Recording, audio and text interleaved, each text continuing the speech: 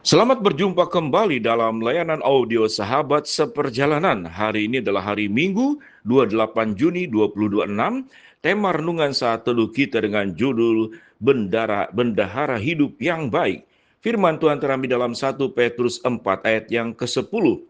Layanilah seorang akan yang lain sesuai dengan karunia yang telah diperoleh tiap-tiap orang, sebagai pengurus yang baik dari kasih karunia Allah. Mari kita berdoa. Bapa yang di dalam sorga, sesungguhnya kami diberikan kekayaan demi kekayaan yang berlimpah dalam hidup kami di dalam berbagai aspek. Biarlah kami menjadi bendahara hidup yang baik untuk kemuliaan Tuhan. Dalam nama Tuhan Yesus kami berdoa, amin. Shalom sahabat seperjalanan yang dikasihi Tuhan, bendahara hidup yang baik. Apa yang dimaksud dengan bendahara hidup yang baik? Kita semua bukan pemilik, kita itu adalah bendahara. Tuhanlah pemilik segala sesuatu. Mazmur 24 ayat yang pertama. Pertanyaan besarnya, setelah Tuhan percayakan hidup, waktu, talenta, keluarga, uang kepada kita, apakah kita menjadi bendahara yang baik? Mari kita merenungkannya. Yang pertama, siapa itu bendahara yang baik? Bendahara yang baik di dalam pemahaman Alkitab sesungguhnya adalah pengelola rumah, bukan bos, tapi pengatur. Tugasnya bukan memiliki, tapi mengelola milik Tuhan. Yesus memberikan perumpamaan keras dalam Lukas 16 ayat yang kedua. Berilah pertanggungjawaban atas pengurusanmu, sebab engkau tidak boleh lagi menjadi bendahara. Suatu hari semua kita akan lapor kepada Tuhan, bukan laporan SPT, tapi melaporkan hidup kita. Ada 3 ciri bendahara yang baik menurut Alkitab. Yang pertama adalah setia. Lukas 16 ayat 10 dikatakan, barang siapa setia dalam perkara kecil, ia akan setia juga dalam perkara besar. Setia itu artinya bisa dipercaya. Tuhan sudah menitipkan 2 talenta. Kita kelola sampai menjadi 4 talenta. Dalam Matius 25 ayat 22. Yang kedua, ciri bendahara yang baik adalah bijaksana. Matius 24 ayat 45. Siapakah hamba yang setia dan bijaksana? Bijaksana artinya tahu memakai uang yang kekal, tetapi memakai waktu untuk prioritas Tuhan. Yang ketiga, bendahara yang baik itu adalah tidak serakah. Bendahara baik tidak korupsi. Dia tidak memakai uang Tuhan untuk foya-foya. Semua dikelola untuk kemuliaan Tuhan. Jadi hidup kita adalah rekeningnya Tuhan. Kita cuma pemegang ATM-nya Tuhan.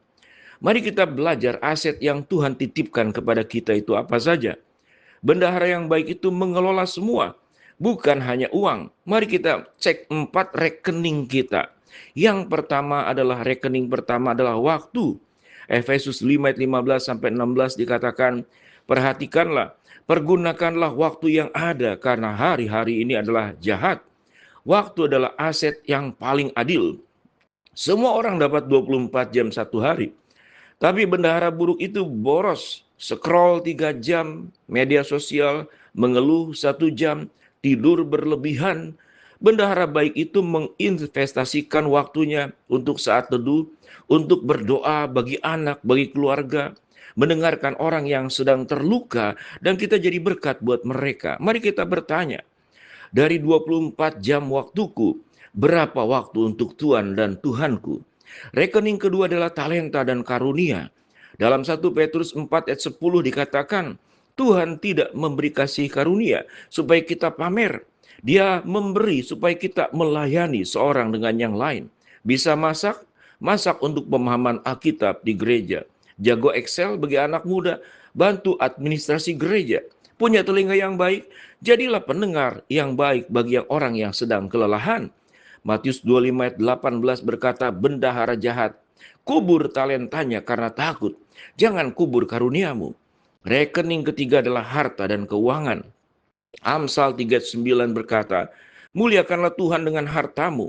Prinsip bendahara adalah 10% pertama untuk Tuhan, yaitu perpuluhan. Itu tanda Tuhan engkaulah pemiliknya. Sisanya dikelola dengan bijak, tabungan, persembahan untuk kehidupanmu. Amsal 21:20 berkata, harta yang indah dan minyak ada di kediaman orang bijak. Bijak berarti tidak pelit. Bijak itu tahu kapan memberi dan kapan menahan. Rekening keempat adalah hubungan dan relasi. Roma 12 ayat 18 berkata, sedapat-dapatnya hiduplah dalam perdamaian dengan semua orang. Suami, istri, anak, mertua, rekan kerja, semua adalah titipan Tuhan.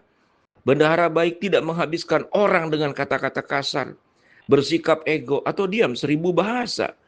Tetapi dia menginvestasikan pengampunan, pujian, dan waktu yang berkualitas. Bagaimana kita punya prinsip supaya jadi bendahara yang berkenan kepada Tuhan?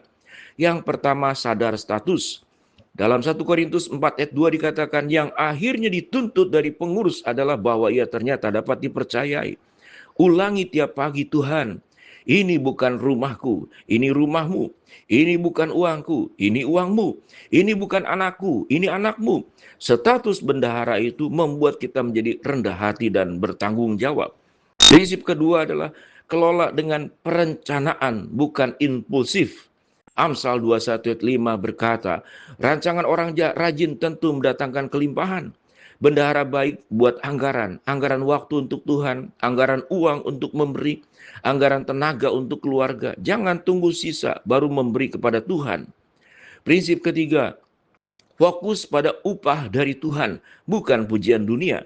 Matius 25 ayat 21, baik sekali perbuatanmu, hai hambaku yang baik dan setia. Itu kalimat yang paling kita rindukan. Bukan kamu hebat, tapi Tuhanmu senang. Bendahara baik tidak cari nama, dia cari senyumannya Allah. Bagaimana kita melakukannya? Tuhan tidak bertanya berapa miliar kamu punya, tapi dia bertanya apa yang kamu lakukan dengan 1 miliar yang kuberikan. Tuhan tidak bertanya berapa jam kamu kerja, tapi dia bertanya jam-jam itu kamu pakai untuk apa. Jadilah bendahara yang waktu Tuhan datang, dia berkata, baik sekali perbuatanmu. Marilah kita membawa pulang sebuah kalimat, bendahara baik tidak hitung berapa banyak yang dia punya. Dia hitung berapa banyak yang bisa dia kembalikan kepada Tuhannya. Biarlah kita berdoa kepada Tuhan. Bapa, pemilik langit dan bumi, kami mengaku sering bertindak seperti pemilik bukan bendahara. Kami boros waktu, kami kubur talenta, kami serakah harta, kami lalai menjaga hubungan, ampunilah kami. Hari ini kami menyerahkan kembali seluruh hidup kami ke tangan-Mu. Ajarkan kami mengelola waktu, talenta, harta, dan relasi kami dengan setia dan bijaksana seperti yang Engkau kehendaki. Katakan, tolong kami diingatkan, semua dari Engkau, oleh Engkau, dan untuk Engkau. Sebagaimana tercatat dalam Roma 11 ayat 36. Jadikan kami bendahara yang berkenan, supaya saat Engkau datang, kami kedapatan setia. Dalam nama Tuhan Yesus katakan amin. Tuhan kami yang agung, kami berdoa. Sahabat seperjalanan, kehidupan selama ada di dalam diri kita, nafas masih kita hembus dan kita hirup, jantung kita masih berdetak. Itu adalah seluruh kekayaan perbendaharaan yang diberikan oleh Tuhan.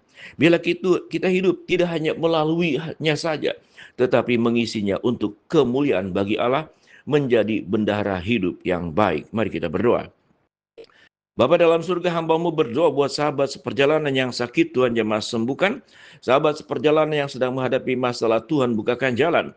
Sahabat seperjalanan yang sedang berdoa mengharapkan sesuatu, Tuhan kabulkan sesuai dengan waktu dan rencana Tuhan yang terbaik. Jadikan kami sebagai bendahara hidup yang baik. Dalam nama Tuhan Yesus kami berdoa. Shalom, Tuhan memberkati kita semua. Amin.